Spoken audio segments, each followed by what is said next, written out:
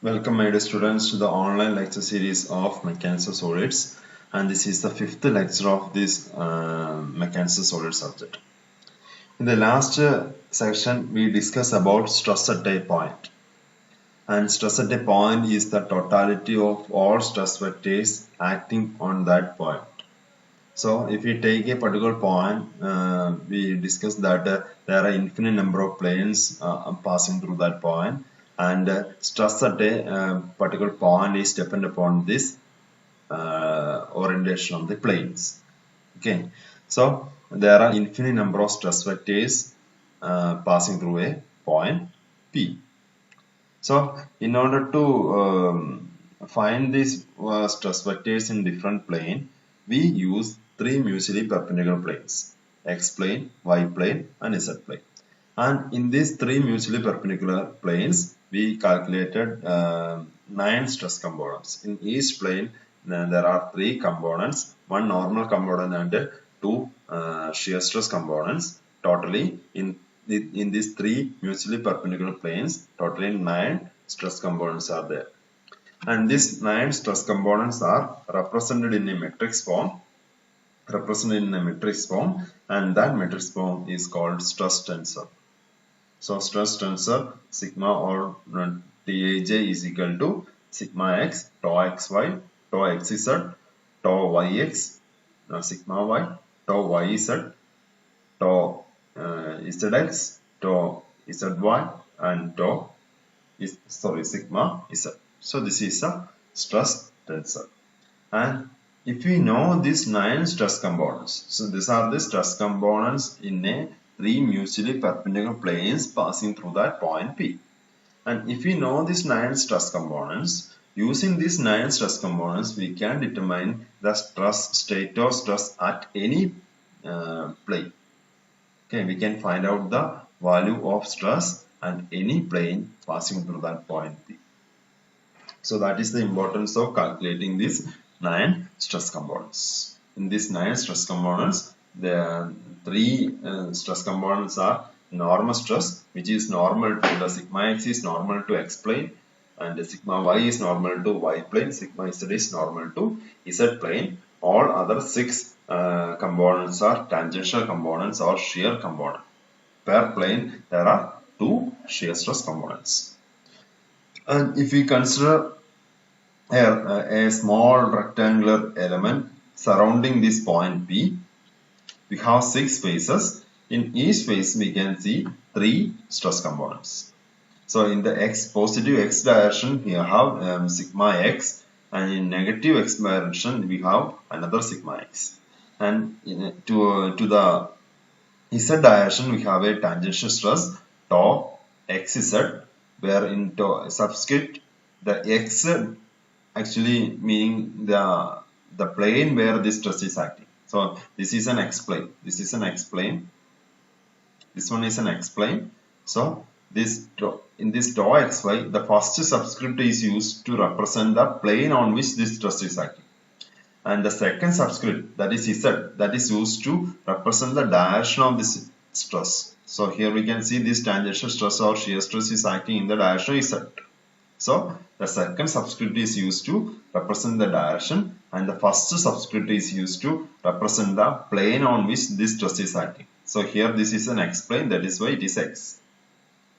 So similarly we can represent all the stress values in these 6 planes. So this is the rectangular, very small rectangular element surrounding this point P, and in each point, in each plane, we have 3 stress components.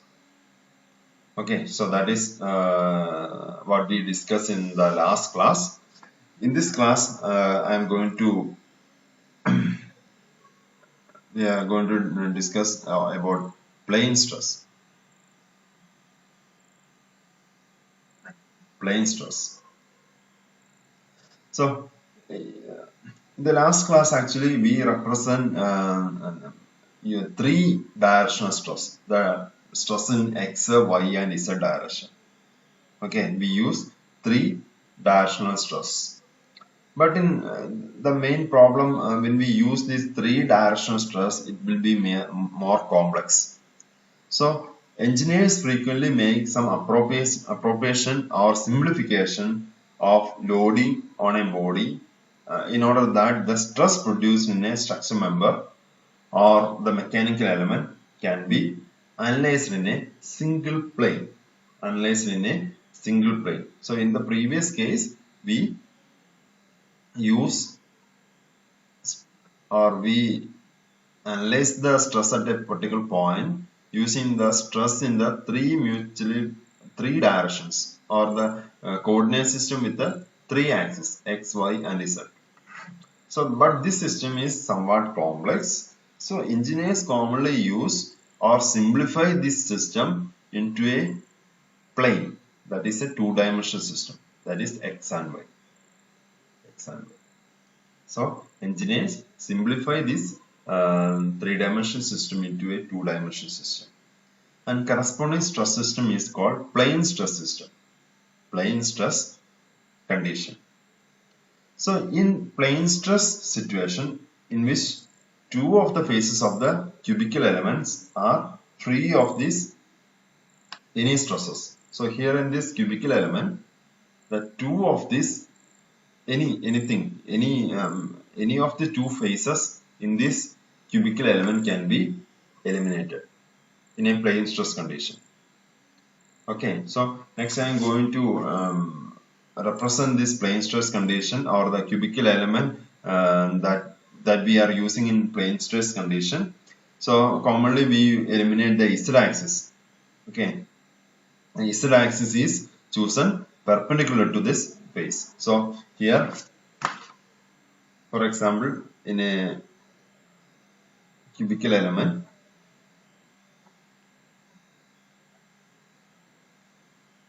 this is x, this is y, this one is z. So we eliminate the stress values in the z direction. There will not be any stress values in the z direction. That means here in this x plane we have sigma xx and tau xy, and there will not be any stress values towards the z direction. That means tau xz.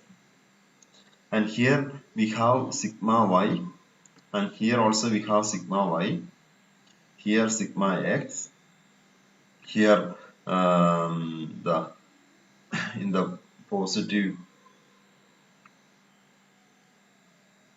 tau xy, and this is in the y direction, x direction, that is tau yx, and this one is in the negative x direction, that is tau yx.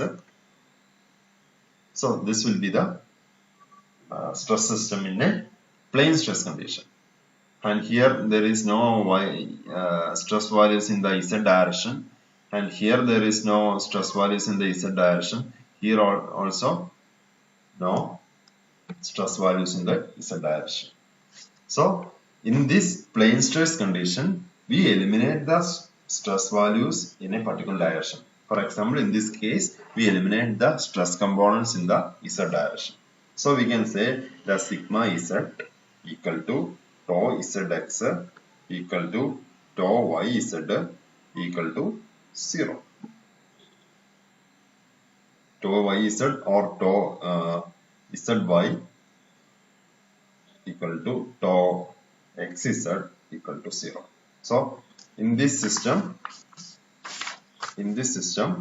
all the stress components containing this z type, z subscript, is eliminated from this stress system. That is a plane stress condition. And this system or such a situation commonly appear in thin plates. Subjected to faces acting in a mid-plane of the plate. Okay, for example, this is an example for a system or structure containing a plane stress condition. here we can see compared to the other dimensions, the length and width, the thickness of this plate is very small. So thickness is very small, so we can eliminate the stress values in that direction.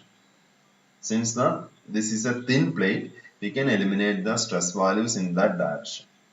So here around the point P, around a point P, we can consider a plane stress condition. Here there is no stress components in the Z direction or in this thickness direction.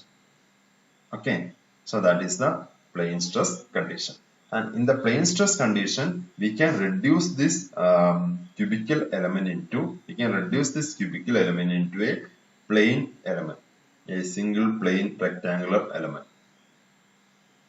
Okay, here it is a cubical element, rectangular element, but it can be reduced to a plane element. And here in this element, we have sigma x to the both direction.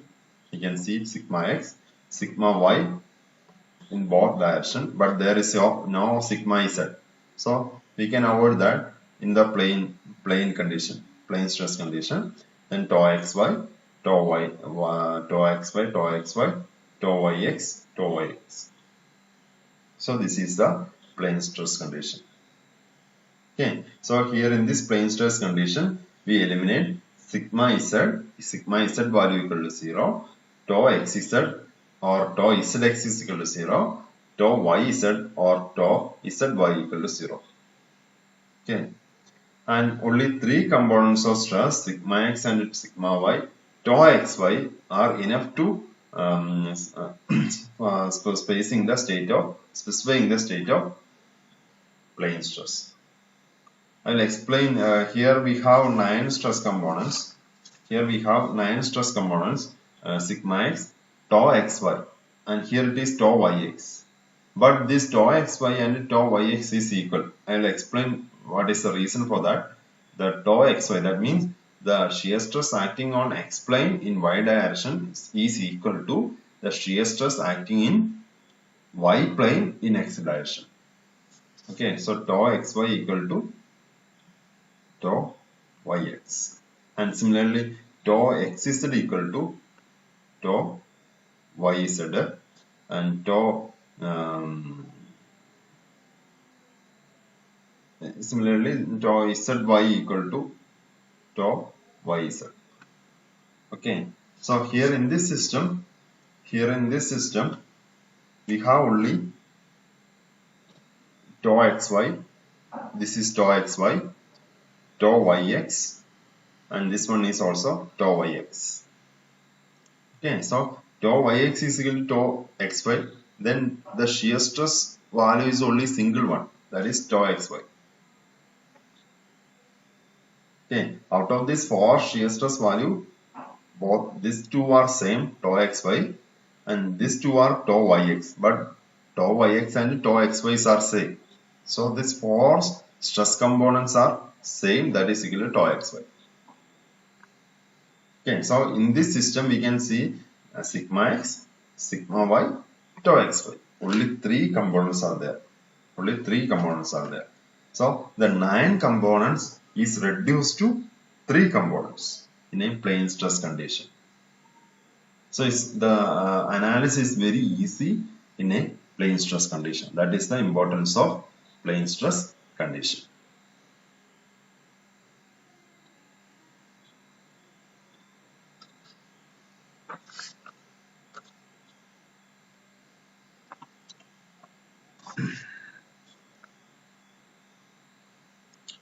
Next one is equality of cross shear.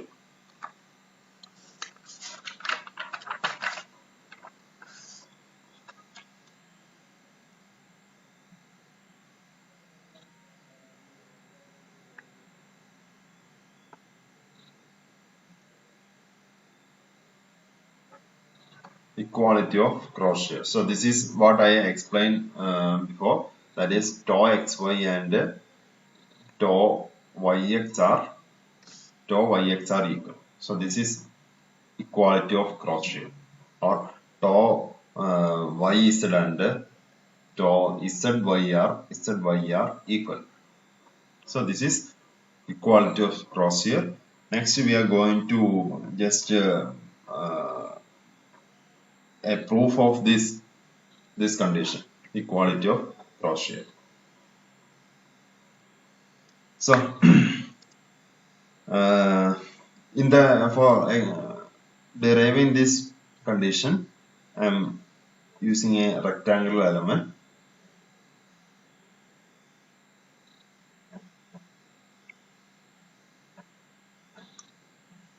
With a dx is the distance of this rectangular element, and here dy is dz is the distance of this side, and this height is equal to dy. Dy is this height. And here I am eliminating all other stress values. Only here we use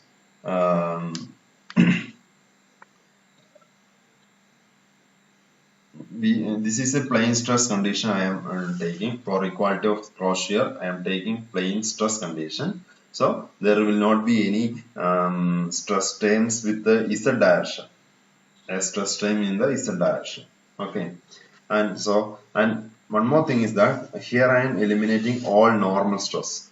Here I am not using any normal sigma x and sigma y, because we can use this normal stress, but during the derivation process, these normal stress values are came to zero value. Okay, there is no influence of this normal stress during this derivation of equality of cross shear. That is why I initially eliminate this sigma y value. Okay, so here from this rectangular element, here am I only using tau yx, and then tau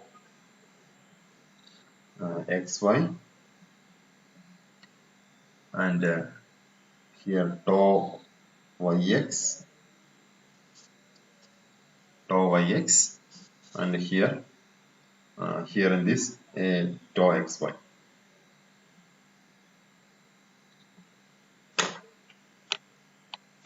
Okay, so here this rectangular element is reduced to this one for equality of cross shear, and there are different stress components are eliminated in this figure. What are they? First one is all the shear stress or normal stress components containing z direction, containing z subscript, because here we use plane stress condition. In the plane stress condition, we know there is no stress components in z direction. So all the terms with the z direction is eliminated in this figure. And another stress components which I eliminated is the normal stress values, sigma x and sigma y. And the reason is that we can use this sigma x, sigma y for in this figure, but during this derivation process, the sigma x and sigma y value cancel to zero. Okay, cancel to zero. So initially I am not using the sigma y and sigma x value. So our derivation become very simple by eliminating this normal stress initially. That is why I am not taking the sigma x and sigma y value in this figure. So this is our stress system. Only tau xy, this tau yx is acting, tau xy that is acting, and the tau yx that is acting here, tau xy is acting here. So this is my figure to prove the equality of cross shear. And here I assume that the distance between the planes at a particular point.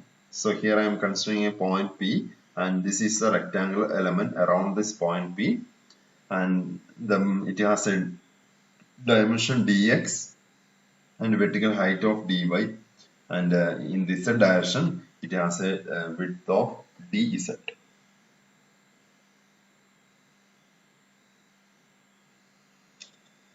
So here I am only taking the stress values which have some relevance while taking the moment about z-axis. So here I am taking moment about z-axis. So while taking moment about z-axis, this four components only have some relevance. There is no relevance for the normal stress components or the Z direction components. So we are eliminating all other stress values. We only take these four stress values which has only relevance when I take the moment of this stress values with respect to Z axis.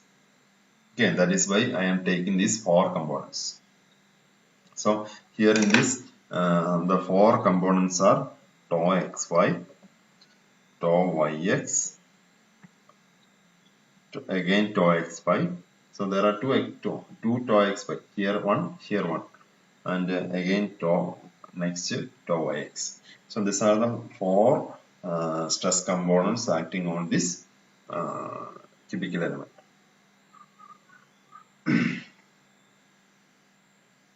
So next I am going to take the moment of these four stress values with respect to this Z axis.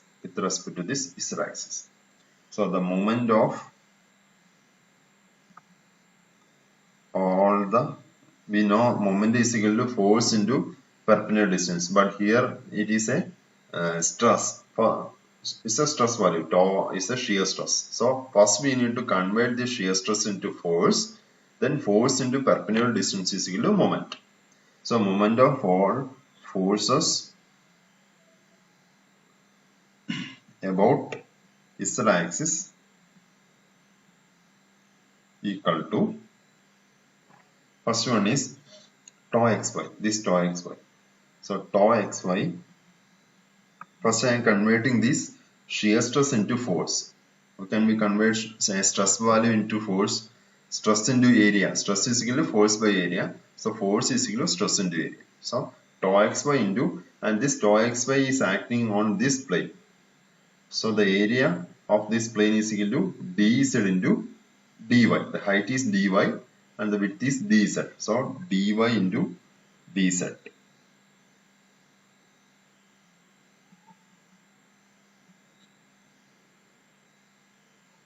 So this is a about this Z. This is an anti-clockwise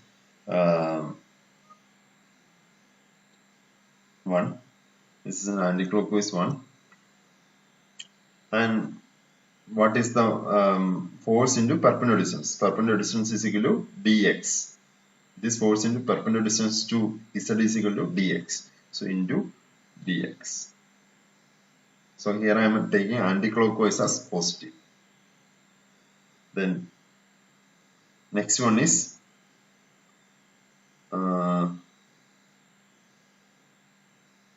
this one. This one.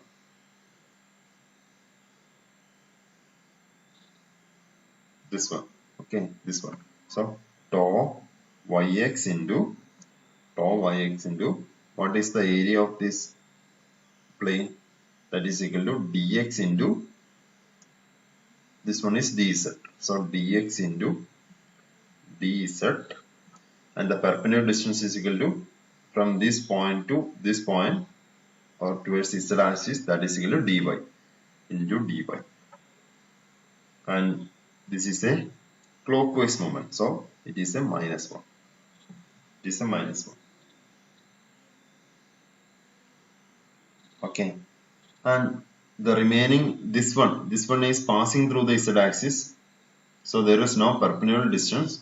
So tau xy into perpendicular distance is 0. So tau xy into 0. So there is no moment for this force with respect to this Z axis, and here also this force into perpendicular distance is equal to 0.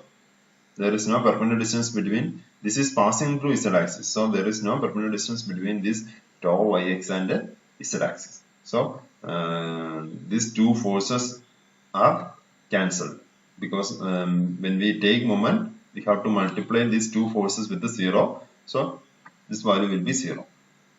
And for the equilibrium of this system, of this element, sum of all moment about any axis or any point will be equal to 0. Okay. Sum of all moment about, we know for the equilibrium, sum of all force is equal to 0, or sum of moment is equal to 0. So here for the equilibrium, sum of all moments of all the forces about this z axis should be equal to 0. So we already calculate the moment. So this is the moment. So this will be equal to 0. This will be equal to 0. So then we can simplify the tau xy into dy dz dx minus, or we can take this term to the right side, so which is equal to tau yx into dx into dy into dz. So in the two left and right we can see this 3 times. So this 3 times cancel each other. So from this we get tau xy equal to tau yx. Okay, so here the shear stress acting is tau xy, and here the shear stress acting is tau yx. But the tau xy and tau yx are equal. So that is called equality of cross shear. And same way we can take, here we take the moment about z axis. Same way we can take the moment about x axis. And same way we can take the moment about this y axis. So by taking the moment about x axis we got tau xz equal to tau zx. We got another equality of cross shear. Similarly, tau yz equal to tau zy. So these three are the equality of cross shear. Okay, so in this system, tau yx and tau xy are same. Tau yz and tau xz are same. Tau yz and tau zy are same. So by interchanging the subscript terms, there is no change in the shear stress value. So that is equality of cross shear. So by considering this equality of cross shear, here in this stress tensor is sigma x, tau xy, tau xz, tau yx, sigma y, tau yz, tau zx, tau zy, sigma z. This is the stress tensor, the 9 components in the 3 mutually perpendicular direction.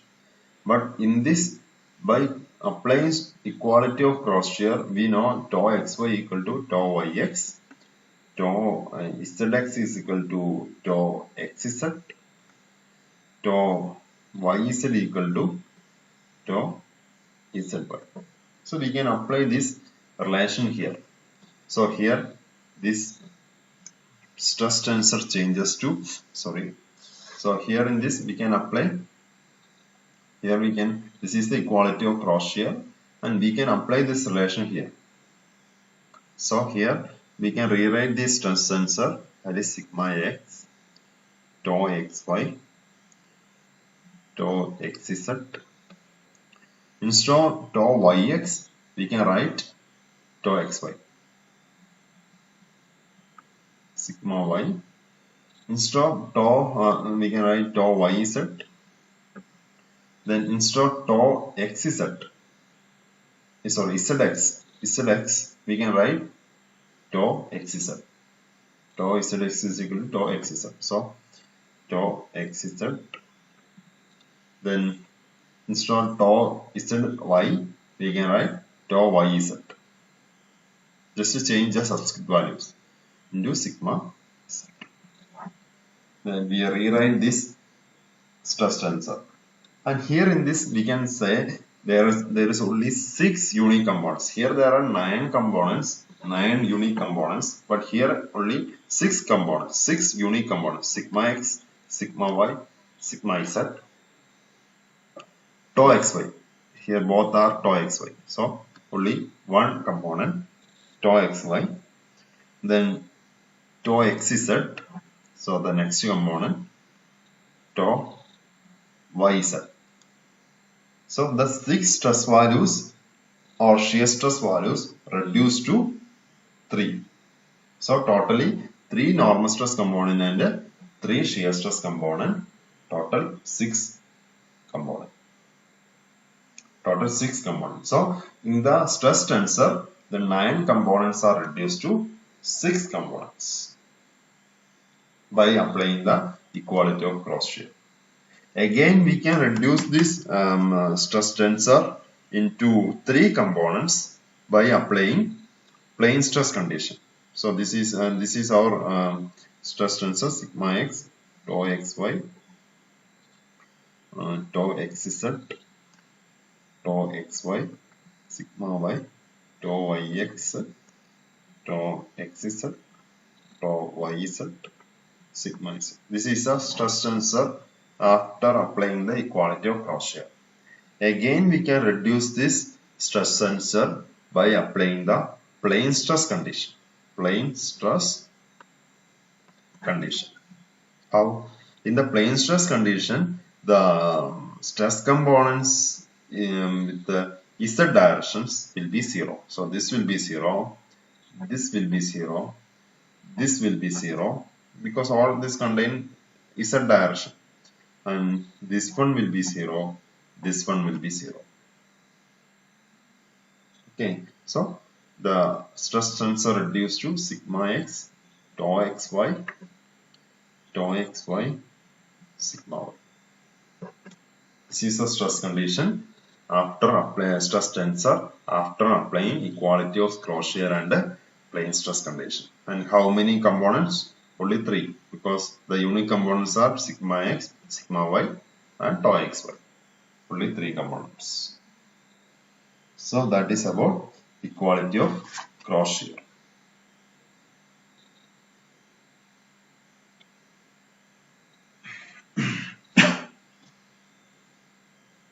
So thereby we can modify the stress tensor terms by applying the equality of cross shear. Only 6 unique components are there in a stress tensor when we are applying a equality of cross shear. The next one is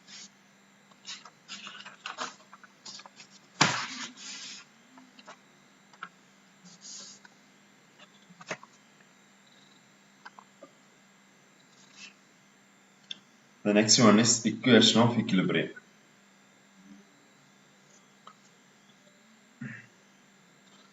So equation of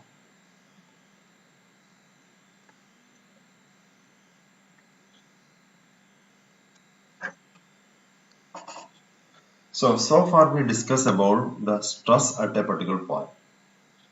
So if you want to find out the stress at a particular point, then we can draw 3 mutually perpendicular planes, x plane, y plane and z plane, and we can calculate the stress components in these 3 mutually perpendicular planes, and using these stress components we can find out the stress values in any plane. Next, to find out the change in stress from one point to another point, we use equation of equilibrium. What is the change in stress? So far we only concentrated on a point, only on a point. What is the change in within the point? Within the point, by changing the orientation of the plane or by considering different planes passing through this point, what is the change in stress? Next, we are going to find out the change in stress from this point to another point. When I change the point from this point to this point, what is the change in stress? For that we use equation of equilibrium. By solving this equation of equilibrium, we can calculate the variation of stress from one point to another point. So when we consider a particular body, for example, if we consider this body, and if we know an equation for calculating the variation of stress from this point to this point, okay, the variation of stress from this point to this point, then we can use this formula to calculate the stress at any point. If we know the stress at a particular point, then we can calculate the stress at any point using this equation of equilibrium. So for the calculation of equation of equilibrium, again we are taking a small elemental area where the stresses vary from point to point. So I am taking a elemental area.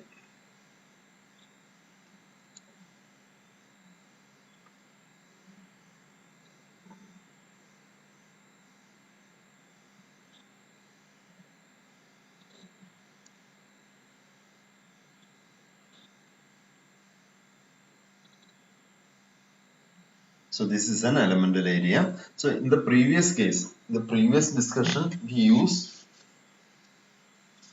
in this discussion we are using an elemental area with a very small, it's a very small elemental area. It's very small. Actually, the width of this elemental area is negligible, or we can assume that these planes are passing through this point P.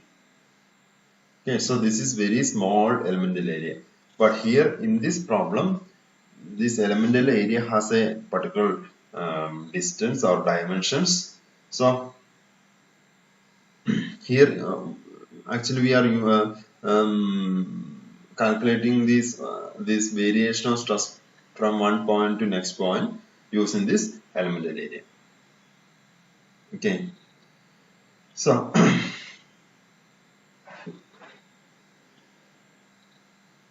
here in this elemental area, in this plane, a stress is acting. I am only taking the stress in x dash because for the equilibrium conditions, the all stress values in the x direction will be 0. So we are only use the stress values in the x direction. We only record the stress values in the x direction because by applying the equilibrium, all forces in the x direction will be 0. Based on that, we can derive this equation of equilibrium. That is why I take only the stress values in the x direction. So here this is sigma x, and here I already said this element has a somewhat distance or length. So there will be a variation. There will be a variation in stress from this point to this point. And the variation of stress in x direction is equal to sigma x plus del sigma x by del x into dx. That is this is the amount of variation from this point to this point. Here it is sigma x, but this is not a small elemental area. So there will be a variation from this point to this point, and the variation of stress is equal to, here it is sigma x, and here it is sigma x plus del sigma x by del x into dx. That is the variation in x direction. Okay, the normal stress variation in x direction. But here in the previous case, here there is no change. Here it is sigma x, here also it is sigma x. The reason is that this elemental area is very small and the variation of stress we considered as is negligibly small.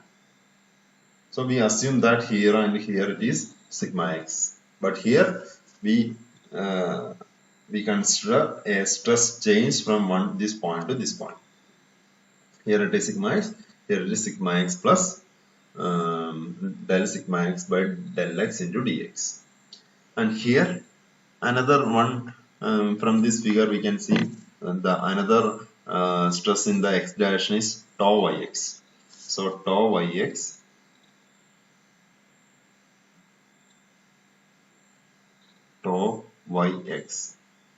that is another stress in the x direction.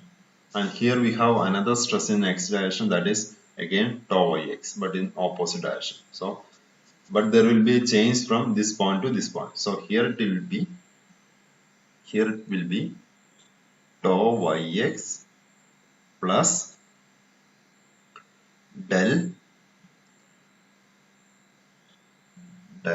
tau yx by del y into dy.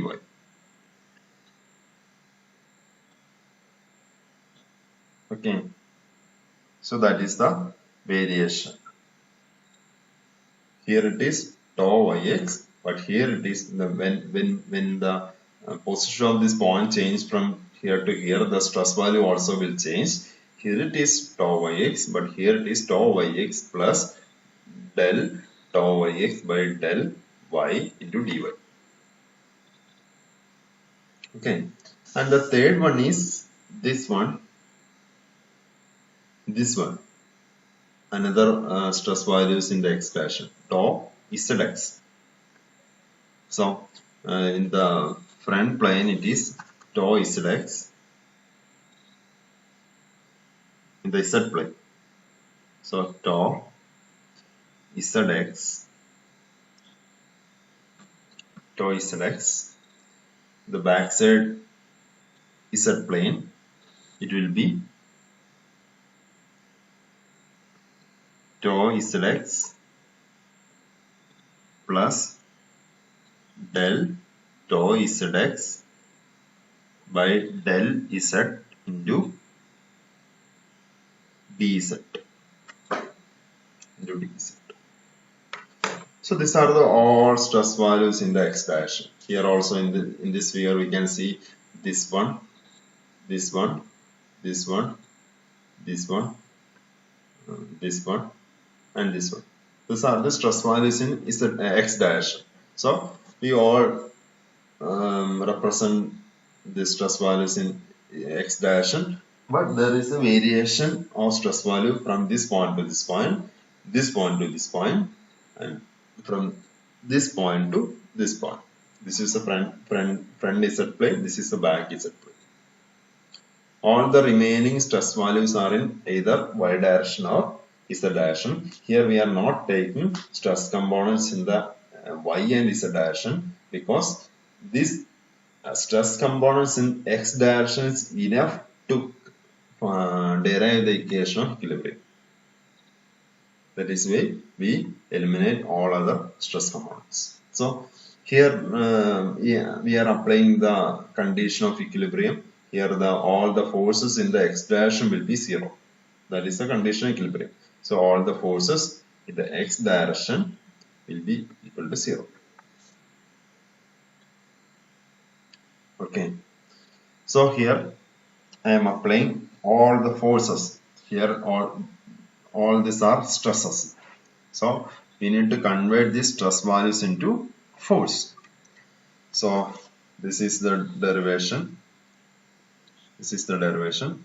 Here I am converting all the stress values into force. So here sigma x, this sigma x, and here the dimensions are also, this is dx,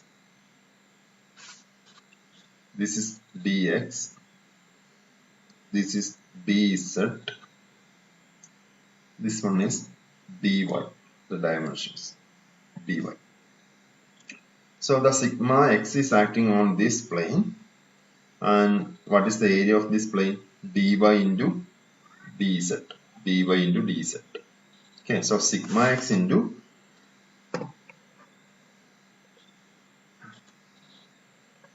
just a second.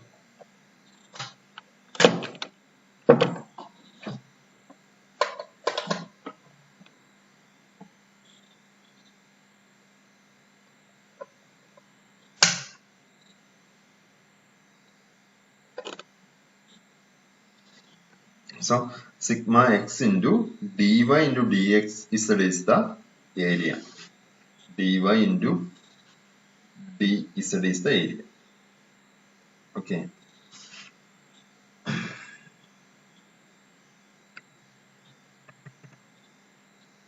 It's the area. So we got stress into area equal to force. So this is in the negative x direction. That is why we get negative value. And what about this direction? Here in this direction, positive x direction, this stress value into, this is the stress value is in the positive x direction. So plus sigma x into dou sigma x by dou x into dx into area. What is the area of this plane? This plane dz into dy. So dy into dz. Okay, and again this one tau yx.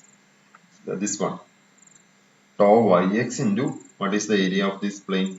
This plane dz into dx. So dz into dx into minus x dash on. So minus yx into dx into dz plus this stress tau yx into del tau yx by del y into dy into this area. This stress is acting on this area. So this area equal to dz into dx. So dz into dx into this stress value. Again this one tau zx. So tau zx into this area. Tau zx into this area. What is that? Dx into dy. So dx into dy into tau zx plus this stress tau zx del tau zx by del z into dz into again this area dx into dy. This is equal to 0 because sum of all forces in the x direction is equal to 0. So we have, this is all the stress values. So first we need to convert this stress into force. For that, multiply a particular stress component with the area where the stress value is acting. Okay, that is actually what we do here. So we got this is equal to 0. So in this equation we can expand this equation. And after expansion we can remove the higher terms and then we can simplify this equation. I'm not going to simplify or expand this equation. So you can do this expansion and simplification. After expansion and simplification we got this value. On expanding, rearranging and cancelling the similar terms, we got the first one. We got this equation. Okay, and in this equation dx into dy into dz will not be 0. So here in this equation either the first term or the second term should be equal to 0 because this is a multiplication. Either this first term or second term should be equal to 0, but here dx, dy, dz will not be 0 because dx, dy and dz are the dimensions of this cubical element. So the dimension should not be 0. So dx, dy, dz will not be 0. So this term will be 0. So del sigma x by del x, del tau yx by del y plus del tau zx by del z equal to 0. So we got this equation. And similarly we can represent all the stress values in the y direction. Here we represent all the stress values in the x direction. Right? All the stress values in the x direction. The same way we can represent the stress values only in y direction. Then again summation of all forces in y direction is equal to 0. Then again convert all the stress values in the y direction into force by multiplying with the area equated to 0. Then after simplification we got this equation. The next equation. Again we represent all the stress values in the z direction, only in z direction. We eliminate the other stress values, that means x and y. We only consider the stress values in the z direction. So on a particular plane it will be sigma z. On the other plane, on the opposite plane, it will be sigma z plus dou sigma z by dou x into dx or dou z into dz. Okay, so there will be a variation from one plane to opposite plane. So consider all the stress values in the z direction, then convert the stress values into force by multiply with the area, then sum of all forces in z direction will be equal to 0, then equate that stress values in the z direction with 0. After simplification, expansion and simplification, we got this equation. Okay, so by using these three derivation, we got these three equation, and these three equations are called equations of equilibrium. These three equations are called equations of equilibrium. Differential equation of equilibrium in 3 dimensions. And this equation can be used to calculate the variation of stress from one point to the next point. Okay, and we add one more term to this equation, that is called body force, because some body force may be act on this element, and we add the body force in x direction, that is dx, body force in y direction by, body force in z direction, that is bz. So we add these three body force into these three equation of equilibrium. So the final equation of equilibrium is this one for a body subjected to stress. Okay, so when we move from one point to next point, what is the variation of stress from one point to next point is explained. Okay, so the variation of stress from one point of the body to the next point of the body can be find out from this equilibrium equation. So that is the importance of equilibrium equation. And in two-dimensional form, we can reduce this equilibrium equation into two-dimensional form by eliminating this z components, z component stress values. By eliminating this z component stress values, we can represent this equations of equilibrium in two dimensions. So here we can eliminate this term because it's containing a z term. This term we can eliminate this term. It's also containing a z term, and this third one is can be completely eliminated because here all containing z terms. Okay, so we can rewrite these three equations using this plane for the plane stress condition. Okay, so this is the plane stress condition, the equation of equilibrium in 2D. So we eliminate the z stress components with the z terms. So this is the figure showing the variation of stress in plane stress condition. Here sigma x, here sigma x plus del sigma x by del x into dx, and all the other stress values are, the variation of stress values are represented in this figure. Okay, so this is the two-dimensional equation of equilibrium.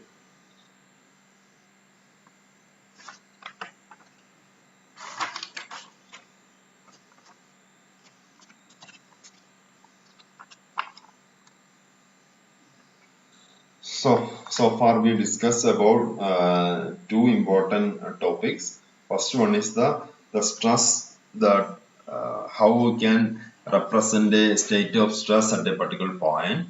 So using three mutually perpendicular planes and 9 stress components, I mean the stress tensor, you can represent the state of stress at a particular point. Then using equation of equilibrium, we can calculate the stress at a particular, the variation of stress from one point to another point. Okay, so far we discussed these two important topics, and next one is the stress components on an arbitrary plane. The stress component on an arbitrary plane.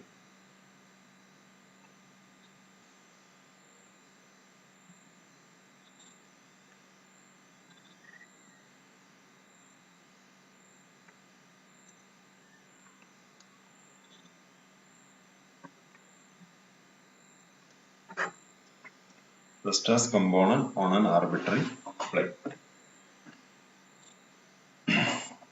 So when we're discussing about the stress at a particular point, we already discussed that if we know the stress components in three mutually perpendicular planes, then using these stress components in these three mutually perpendicular plane, we can calculate the stress values on any other inclined plane which is passing through that point.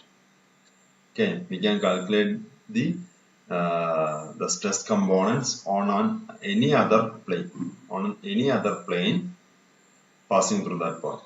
So that plane is called arbitrary plane or inclined plane. So next we are going to calculate the stress values on an arbitrary plane using the stress components on these three mutually perpendicular planes. So that is the stress component on an arbitrary plane. For that we use an arbitrary plane. This is my point, the 0 point, sorry, point O, and this is the rectangle element surrounding this point O, and here we can see the red one, the red triangle one is the x plane. We can see that plane cutting the x-axis normally. Okay, so the red one is the x plane. The green one, that is the z plane, because we can see this green one plane actually cutting this z axis normally, and the blue one is the y plane. Okay, so here we have three planes: x plane, y plane, and z plane. And by connecting the edges of these three planes, I can draw an arbitrary plane. So here in this figure, A, B, C. So this is the arbitrary plane. By connecting these three edges, A, B, and C of these mutually perpendicular planes, I can draw an arbitrary plane. Okay, so A, B, C is the arbitrary plane. So here I am going to calculate the stress values, the component of stress on this arbitrary plane ABC. So here we already calculate the stress components on this x plane, y plane, and z plane. That is the stress tensor. Totally there are 9 components in the stress tensor, and by applying the equality of cross shear, we can reduce this 9 components into 6 components, and there again by applying plane stress condition, we can reduce these 6 components into 3 components. So these are generally speaking, the 9 components. The 9 components are the stress components on these 3 mutually perpendicular plane. Okay, and using these 9 components, next I am going to calculate the stress components on this arbitrary plane ABC. Stress component on this arbitrary plane ABC. Okay, so this is the enlarged view of this tetragonal figure. Okay, this is this one, A, B, O, that is the x plane. A, O, C, that is the z plane. B, O, C, that is the y plane. Okay, y plane. And connecting these three edges, A, B, C, we got an arbitrary plane. And this is the arbitrary plane. We already discussed in the x plane, we have a stress value, normal stress is sigma x, and 2 tangential stress. The first one is tau xy, second one is tau xz. In this y plane, we have sigma y, then tau yz and tau yx are the 2 shear stress value. In the z plane, this is the z plane, sigma z is the normal stress, tau zy and tau zx are the shear stress value. And here in this arbitrary plane also, there is a resultant stress. There is a resultant stress, and the resultant stress is sigma r. So we are going to calculate the sigma r. Okay, using these 9 stress components. Here it is 3, here it is 3, and here it is 3. So total 9 stress components, that is stress tensor. Using these 9 stress components, I am going to calculate the stress values of this arbitrary plane. So the resultant stress acting on this arbitrary plane is sigma r. And this resultant stress again can be reduced or resolved into normal stress and shear stress. Okay, so sigma Rn is the normal stress, tau R is the shear stress of the arbitrary plane, and this N is the normal drawn from this arbitrary plane. Okay, so this is the N is the outward drawn normal from this arbitrary plane. And here in this arbitrary plane, so this is my arbitrary plane, and here in this arbitrary plane, this is the outward drawn normal, capital N, and this x plane in the x-axis, y-axis and z-axis make an angle with this outward drawn normal. So the x-axis make an angle alpha with this outward drawn normal, beta with this outward drawn normal, and z-axis make an angle gamma with the outward drawn normal. And the cosine of these angles alpha, beta and gamma is called direction cosines. It is called direction cosines. Okay, the cosine of this alpha, beta and gamma is called direction cosine, or we can say cos alpha, cos beta and cos gamma. So we use this direction cosines to represent the inclined areas. This is used for representing the inclined areas. For example,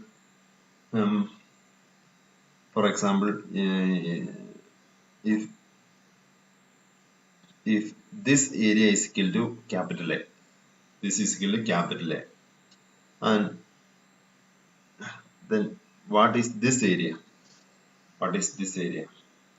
So if this angle is equal to alpha, then using this area we can represent for example, this area of this cross section, this inclined area is equal to A1. So A1 can be calculated with this is cos alpha is the direction cosine. So A into cos alpha will be the new area A1.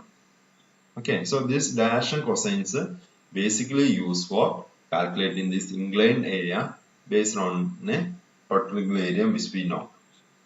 Okay, so here we also use direction cosines. So from the down outward drawn normal, alpha, beta, gamma are the angle with the x, y, z axis, and the cosines of these angles are called direction cosines. And these direction cosines are represented with these letters nx, ny, nz. Nx is equal to cos alpha, ny is equal to cos beta, nz is equal to cos gamma. These are the direction cosines. So in this derivation of the shear stress on the stress components on an arbitrary plane, we use direction cosines.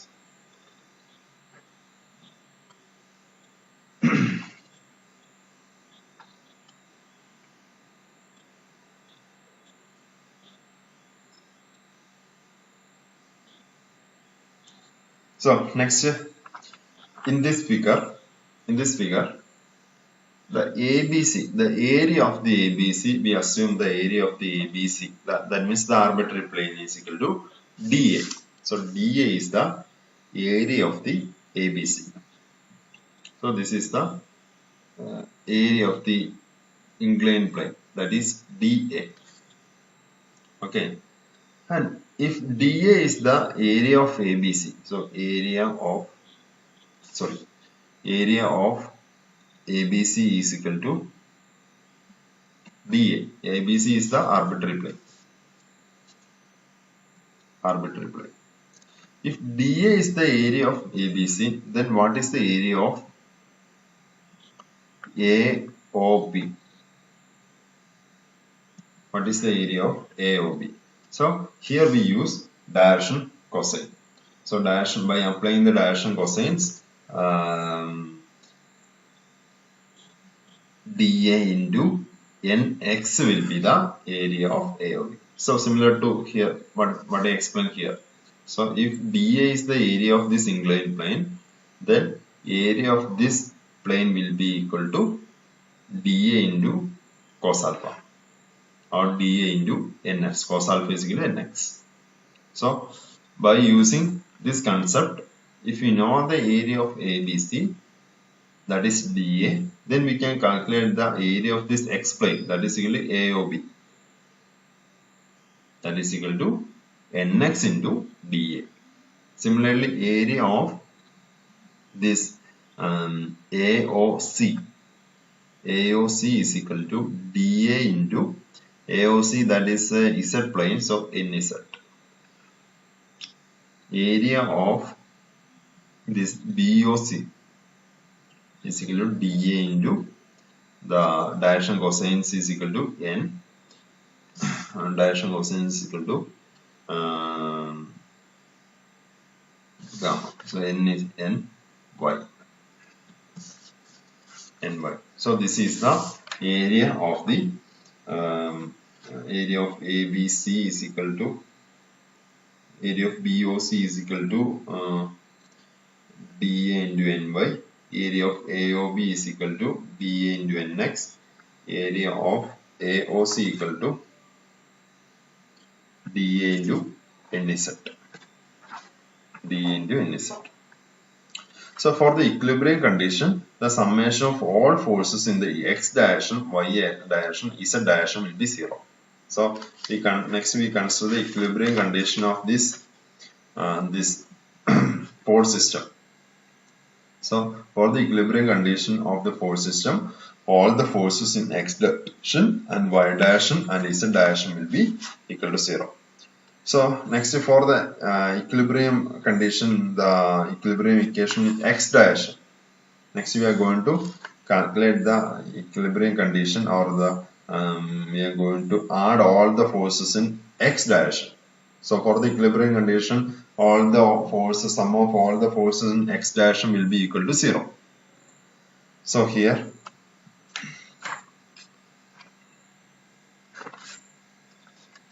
in the x direction,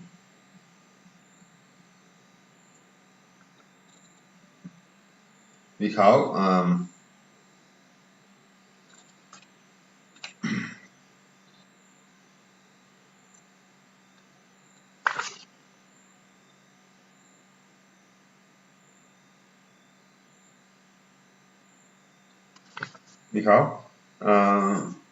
in x direction. Before that, I resolve this sigma r, that is the resultant force acting on this arbitrary plane.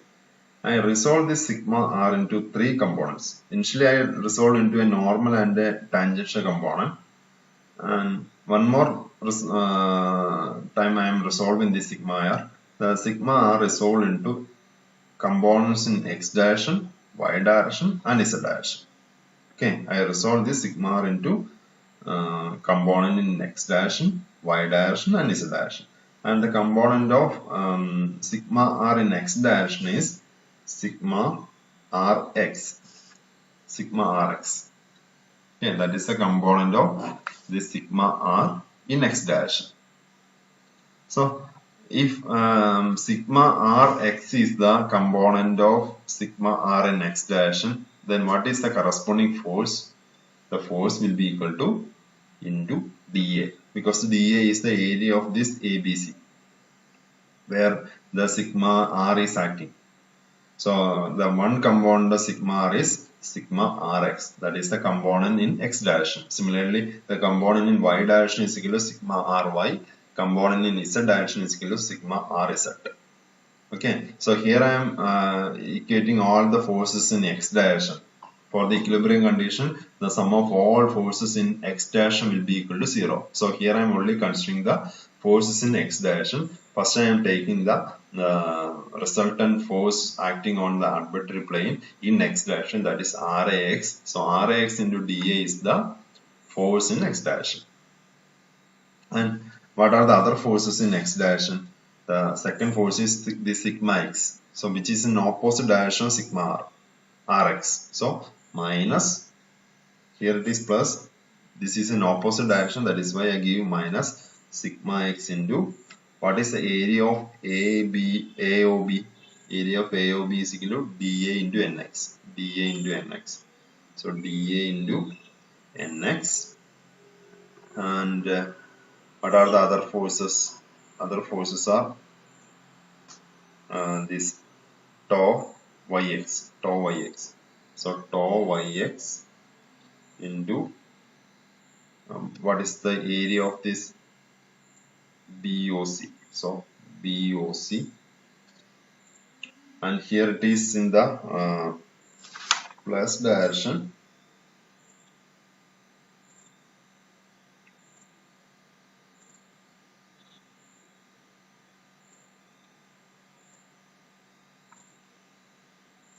Okay, so here it is minus. So I wrongly represent this direction. Actually, this is in the opposite direction. This is in the opposite direction. So it is minus. And here also, this one also in the opposite direction. And tau zx is in this direction. Okay, so I wrongly represent that. So this is into BOC. The area of BOC equal to dA into ny. The next one is tau zx. So tau zx into, which is acting on AOC area. So AOC, area of AOC is equal to dA into nz equal to 0. And here it is also minus. And this is a wrong direction. This is not towards right, it is towards left. Towards minus x direction, tau zx. So it will be minus, which is equal to 0. And from this we got we can divide the whole equation with the dA. From this we got sigma Rx equal to minus, or we can take all the terms to the right side. So sigma x into nx plus tau yx into ny plus tau zx into nz. So that is the first equation. This is the component of stress, resultant stress in x direction on this arbitrary plane.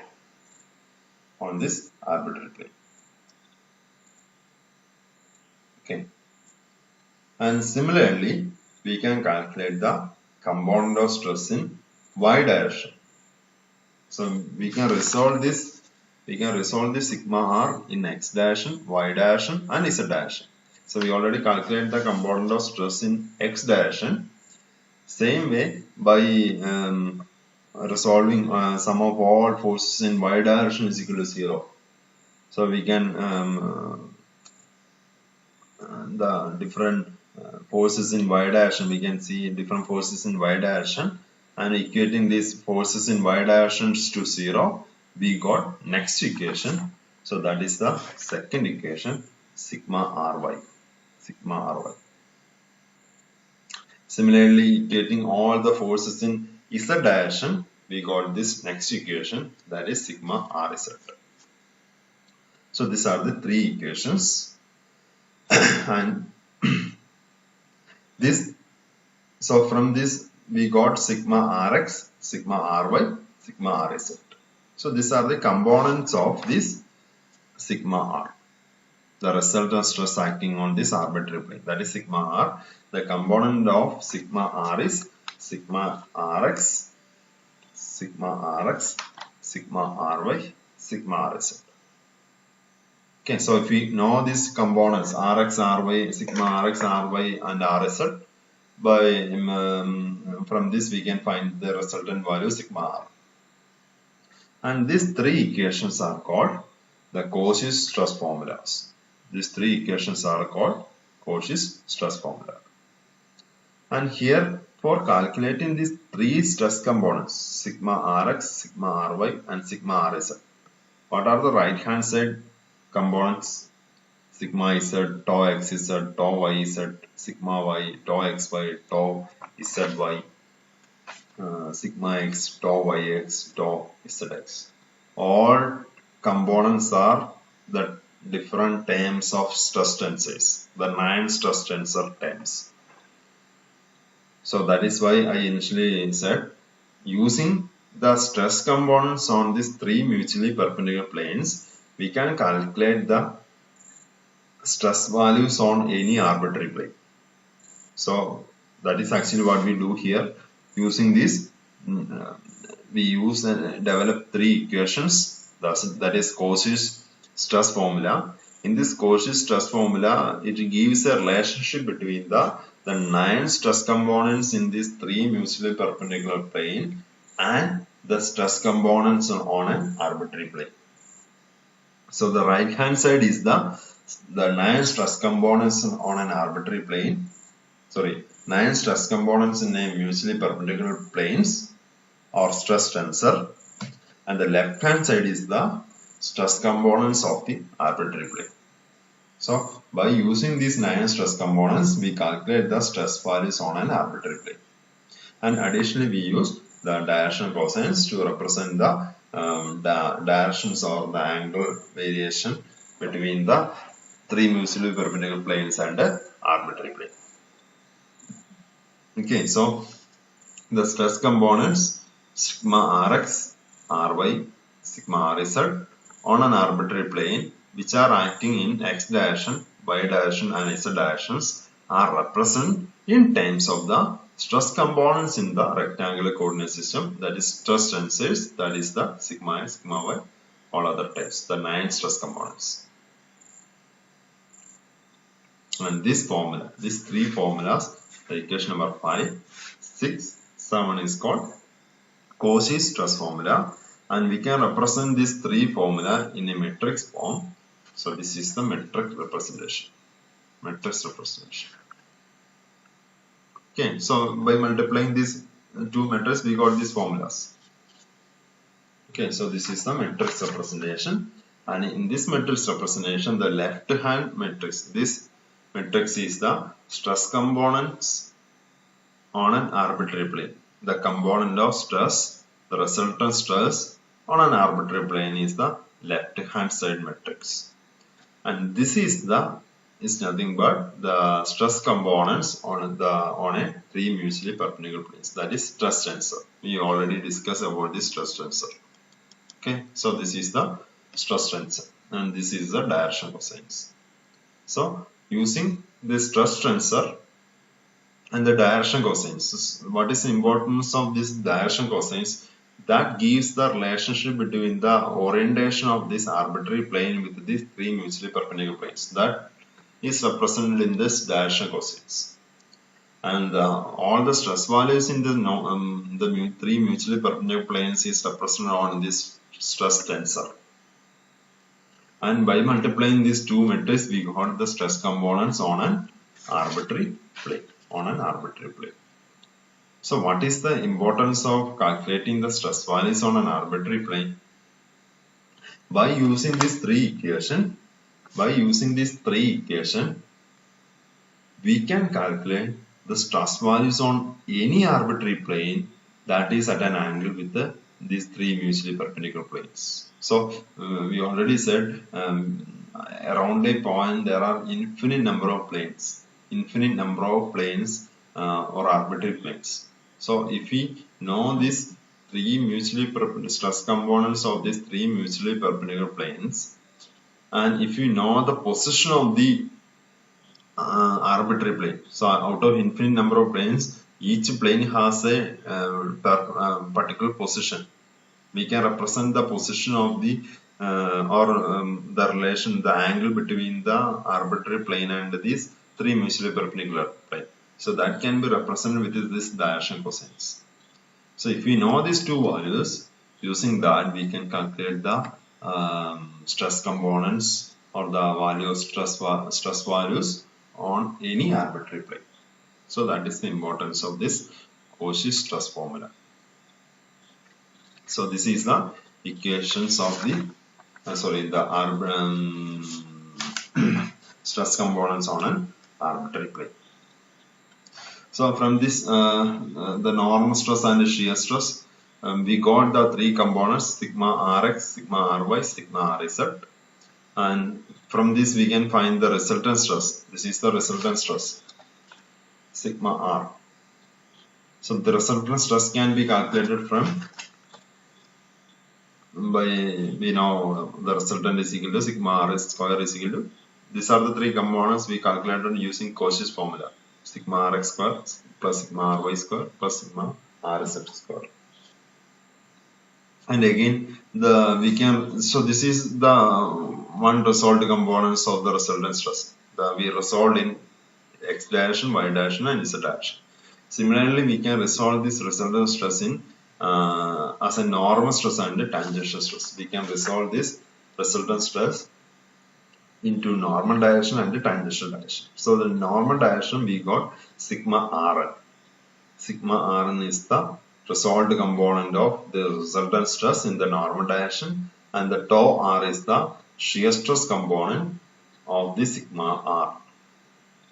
Okay, so from this again we can write the resultant stress square is equal to the square of the resolved components, that is the normal stress sigma rn square plus tau r square.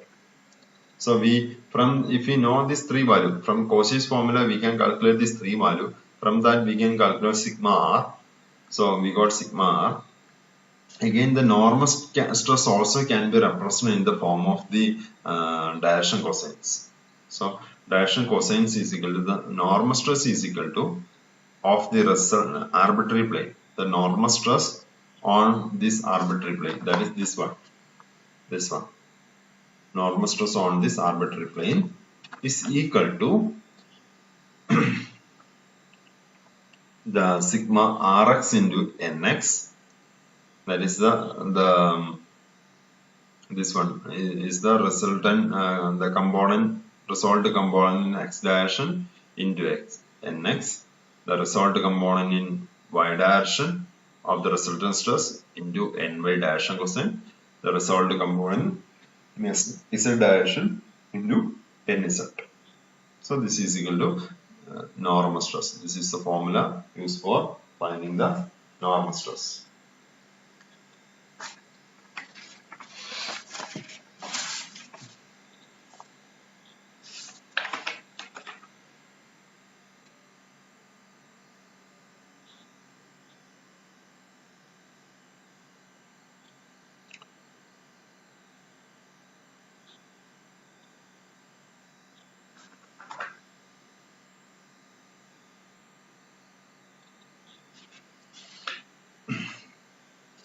And by substituting the value of this Rx and Ry, so from the Cauchy's formula we can substitute these three values, that is equation number 5, 6, 7, the Cauchy's formula. We can substitute, and this is after simplification, this is the formula, and this is the formula, and this is the normal stress acting on an arbitrary plane. So this is the formula for calculating the normal stress on an arbitrary plane. And from this we can calculate the shear stress, and using this formula we know the resultant stress, normal stress. So from this we can calculate the shear stress. So the shear stress is equal to root of the resultant stress square minus normal stress square. So this is the method to calculate the normal stress and shear stress on an arbitrary plane. So first initially we calculate the resultant stress in terms of the x component, y component and z component, that is Rx, sigma Rx, sigma Ry, sigma Rz. That is the three component of stress in x, y, z direction, and corresponding formula is called Cauchy's formula. Using the Cauchy formula we calculate the other resolved components, that is the of the resultant stress, that is a normal stress and a shear stress.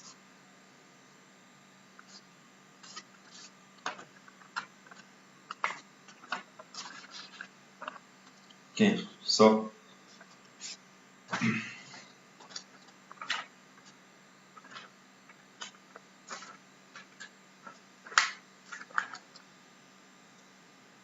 So in this lecture, we studied first equations of equilibrium, first equality of cross shear. Using equality of cross shear, we can reduce the number of stress components from 9 to number of stress components in the stress tensor from 9 to 6. Then we studied plane stress condition. We simplify the structure problems with the plane stress condition, where we eliminate the one direction, mainly the Z direction. Thereby we can reduce the number of stress components from 6 to 3. 6 to 3. So that is about plane stress condition. Then we studied about equations of equilibrium, where actually we derived three differential equations. Using this equation, we can calculate the variation of stress from one point to another point. And then we discussed how can we calculate the stress values on an arbitrary plane. If we know the 9 stress components, stress tensors in these three mutually perpendicular plane, using that 9 stress components, how can we calculate the stress components on an arbitrary plane, that is sigma Rx, sigma Ry and a sigma Rz. For that we develop a Cosines formula. Again, using Cosines formula, we can again calculate the normal stress and shear stress on an arbitrary plane. Normal stress and shear stress on an arbitrary plane, and that is also derived, we discussed. So that is about today's lecture, and please go through the textbooks and notes, and if you have doubt, you can ask in the next interactive section. Thank you.